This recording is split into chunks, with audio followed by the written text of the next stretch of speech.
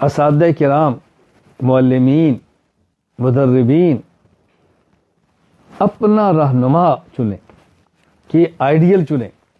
میں سمجھتا ہوں جو میں نے اپنی زندگی میں پڑھا ہے، دیکھا ہے، میں سمجھتا ہوں کہ 3 معلم ایسے ہیں، اللہ اکبر، مثال نہیں ہے۔ سب سے پہلے رسول اکرم صلی اللہ علیہ وسلم، ان کو تو قرآن نے معلم فرمایا نا، یعلمہم، قرآن نے فرمایا۔ کیا بات، وہ تو ہمارے ایمان کا حصہ ہے۔ ان سے تو ہلکی سی روح گردانی بھی ایمان سے نکال دیتی ہے، دنیا آخرت میں برباد کر دیتی ہے۔ رسول اکرم صلی اللہ علیہ وسلم معلم ہیں۔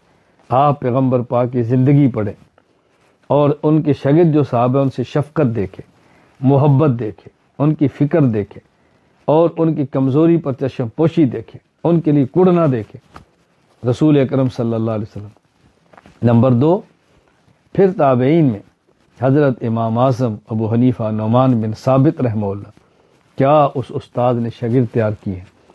قاضی امام ابو یوسف، امام محمد، اللہ اکبر، امام ظفر، کیا جبال علم تیار کیے۔ وہ شخص دنیا سے چلا گیا اور شاگردوں کی کھیپ تیار کر دی۔ اور امام صاحب کا ذوق دیکھیں، رات کی عبادات دیکھیں، شاگردوں سے محبت دیکھیں، شاگردوں کی ضرورتوں کو پورا کرنا دیکھیں، اللہ اکبر۔ امام صاحب امام اعظم حنیفہ رحمۃ اللہ علیہ۔ نمبر 3، شیخ الہند محمود حسن دیوبندی نور اللہ مرقدہ، عجیب شخص تھا، عجیب شخص تھا، اللہ اکبر۔ زمانہ اس کی مثال پیش نہیں کر سکتا۔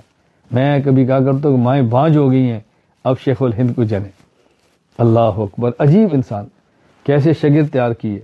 شیخ الاسلام سید حسین احمد مدنی، حکیم الامت اشرف علی تھانوی، شیخ الاسلام شبیر احمد عثمانی، اللہ اکبر۔ بانی تبلیغ جماعت مولانا محمد الیاس رحمہ اللہ تعالی، خاتم المحدثین علامہ انور شاہ کشمیری، کیا جبال علم اس بندے نے تیار کیے۔ مفتی ہند مفتی کفایت اللہ دہلوی، آپ شیخ الہند کی زندگی پڑھیں، کیا وہ یعنی دارالعلوم دیوبند میں پڑھانا اور سالہ سال تک شیخ الہند کا معمول رہا، جمعرات کو سبق ختم کر کے سفر کرنا اور گنگو اپنے شیخ کی خدمت میں جانا، جمعہ کے دن پھر وہاں سے نکلنا اور عشاء کو دیوبند پہنچنا۔ سالہ سال تک شیخ الہند کا کتنا بڑا شخص تھا، پڑھانے کے باوجود اپنے شیخ کے یہاں پیدل جانا اور ہر ہفتے جانا اور رات وہاں گزار کے آنا۔ آپ بتائیں شیخ کے پاس کیا کچھ ہوتا ہے۔ پھر ہے شیخ الہند کی آپ زندگی پڑھیں، میں تفصیلات میں نہیں جا رہا، آپ مطالعہ کریں۔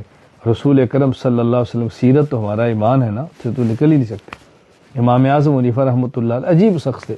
تو یہ ہمارے ایسے معلم رہنما ہیں، ہم نے ان کی زندگی کو دیکھنا ہے، ان کی زندگی سامنے رکھ کے ہم نے اپنی زندگی کو دیکھے۔ اگر کوئی ایسی چیز نظر آئے کہ جو خوبی اور ہمارے اندر موجود ہے، اللہم لک الحمد ولک الشکر، اللہ کا شکر ادا کریں۔ اگر ہمارے اندر نہیں ہے تو پھر اس کوتاہی کو دور کریں، ان کی زندگی دیکھیں اور خود کو بنانے کی کوشش کریں۔